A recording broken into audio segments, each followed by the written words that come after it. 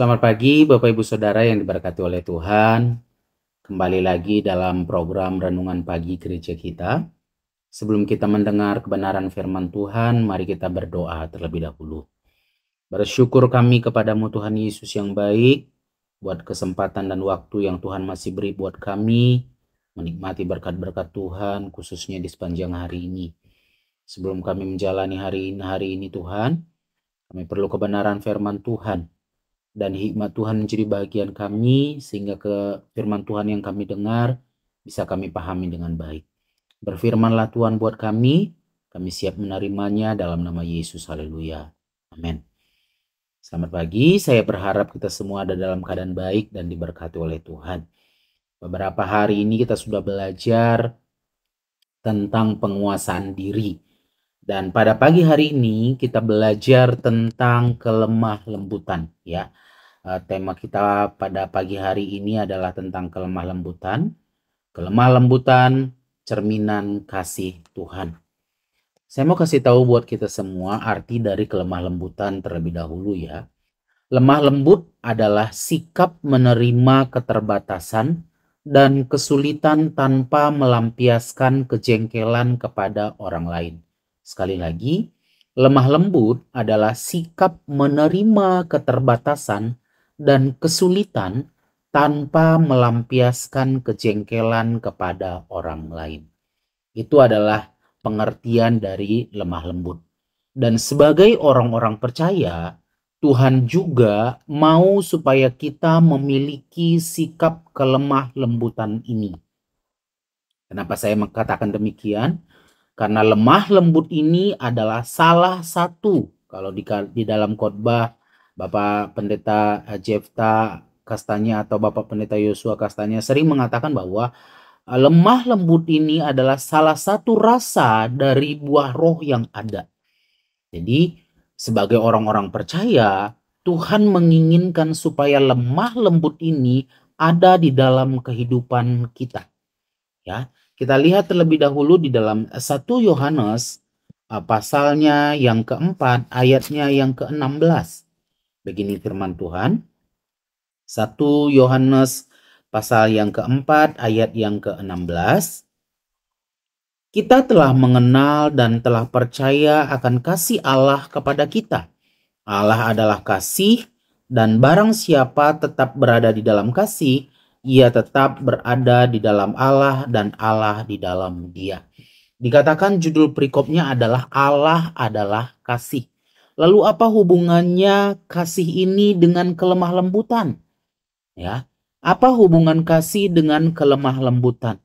Saya melihat di dalam Kolose pasal yang ketiga ayat yang ke-12.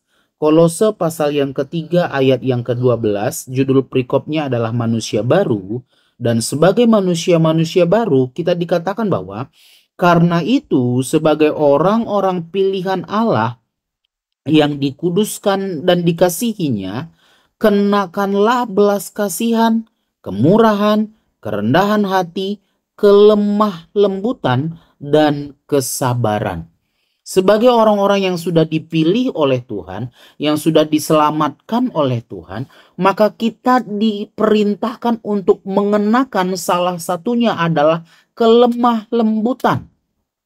Ya. Dan saya lihat arti dari kelemah lembutan di sini adalah bukan gerakannya yang lemah lembut seperti seseorang yang sedang menari, tetapi kelemah lembutan di sini artinya adalah kelemah lembutan watak atau kelembutan watak dan kelembutan jiwa. Tadi saya bertanya apa hubungan ayat pokok kita tentang kasih dan kelemah lembutan ini. Orang tidak akan bisa menunjukkan kasihnya kalau dia tidak memiliki kelembutan jiwa. Kelembutan jiwa itu adalah jiwa yang mudah tergerak oleh belas kasihan kepada orang lain. Jiwa yang mudah merasakan apa yang dirasakan oleh orang lain sehingga dia bisa menunjukkan kasihnya kepada orang tersebut. Kalau jiwa kita tidak memiliki kelembutan, maka kita akan sulit merasakan apa yang dirasakan oleh orang lain. Kalau kita tidak bisa merasakan apa yang dirasakan oleh orang lain, maka kita tidak akan bisa menunjukkan kasih kita kepada orang tersebut. Karena mungkin kita merasa bahwa misalnya seseorang sedang membutuhkan bantuan, memang dia hidup dalam kesusahan. Tapi karena kita tidak bisa merasakan kesusahan yang dirasakan oleh orang tersebut, kita tidak berempati dan bersimpati, maka kita tidak menunjukkan, oh, biarin aja, itu adalah kesusahan dia. Kesusahan itu adalah kesusahan kamu, ngapain saya ikut campur? Saya tidak mau mengurusi kesusahan kamu, saya juga punya kesusahan. Mungkin seperti itu. Tapi sebagai orang-orang manusia-manusia baru yang sudah diselamatkan oleh Tuhan, sudah ditebus oleh Tuhan dari dosa-dosa dan diangkat dari maut itu, dari dalam maut dan dipindahkan oleh Tuhan, mendapatkan kasih karunia oleh Tuhan, kasih karunia Tuhan, kita diperintahkan untuk mengenakan kelemah lembutan itu.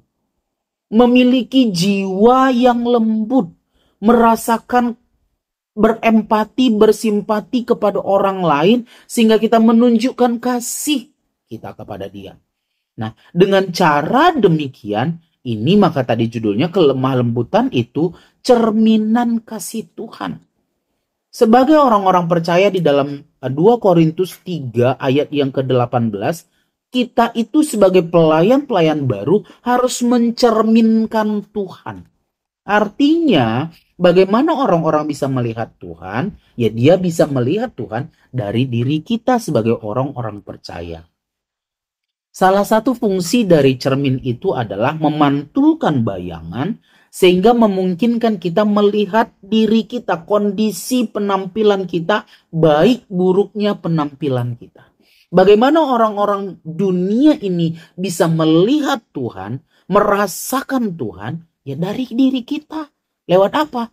Kelemah lembutan kita. Kita mencerminkan Tuhan lewat kelemah lembutan kita. Kita menunjukkan kasih kita, jiwa yang lembut kepada orang-orang yang ada di sekitar kita. Kita bisa merasakan apa yang dirasakan oleh orang lain. Sehingga tangan kita bisa terulur untuk membantu orang tersebut. Tidak hanya sekedar itu saja, kelemah lembutan di sini juga adalah kelembutan watak. Tidak keras kepala, ya, tidak memaksakan kehendak. Tuhan, walaupun dia adalah Tuhan, waktu dia disalib, Yesus harus menjalani apa yang sudah direncanakan oleh Allah untuk disalib. Dia tidak memaksakan dirinya, dia bisa saja melawan, tapi dia tidak. Biarlah kehendakmu yang jadi. Jadi ada kelemah lembutan dalam dirinya Yesus. Menerima, ya, dia tidak memaksakan kehendaknya, tapi dia biarlah kehendak Bapa yang jadi, kehendak Allah yang jadi di dalam kehidupannya, sehingga rencana Allah untuk penyelamatan itu bisa terjadi dan kita menerima keselamatan. Jadi Bapak Ibu Saudara, kelemah lembutan itu bukan menggambarkan diri kita menjadi orang yang lemah di hadapan orang, tidak. Dengan lemah lembut kita tidak akan menjadi orang yang lemah di hadapan orang. Tapi ada kalanya ketika kita lemah lembut, dalam artian begini tadi ya, jiwa yang lembut, watak yang lembut, mungkin saja membuat orang akan lebih respon kepada kita. Orang lebih lebih menghargai kita, lebih menghormati kita. Bukan berarti kita ditindas karena kita lemah lembut. Karena mungkin ini gampang dipermainkan, tidak. Jadi Bapak Ibu Saudara yang diberkati oleh Tuhan, pada pagi hari ini kebenaran firman Tuhan datang kepada kita supaya kita memiliki kelemah lembutan itu. Mungkin saja kita gampang tersulut emosi kita, kemarahan kita ini. Tapi ketika kita memiliki kelemah lembutan itu, maka kita bisa mengerem, mengatasi, membatasi itu. Ketika ada emosi, ada marah bisa saja. Tapi kita bisa membatasinya dengan kelemah lembutan kita. Ya, jadi miliki lemah lembut, cerminkan kemuliaan Tuhan dalam dirimu.